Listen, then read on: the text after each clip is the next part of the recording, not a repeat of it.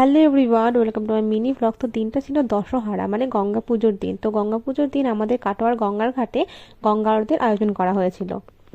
তো প্রচুর মানুষের ভিড় হয়েছিল আজকে, আর জায়গাটা পুরো বেনারসের আদলে সাজানো হয়েছিল।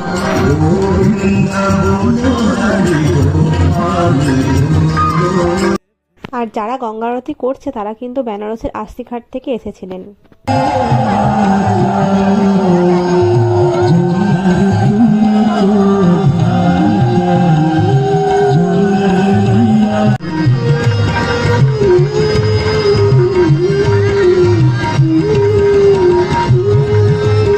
তো এত সুন্দর গঙ্গা আরতি কিন্তু আমি কাটোয়ার বুকেই প্রথমবার দেখলাম। আমার তো বেনারসের স্মৃতি একদম চোখের সামনে ভেসে উঠছিল।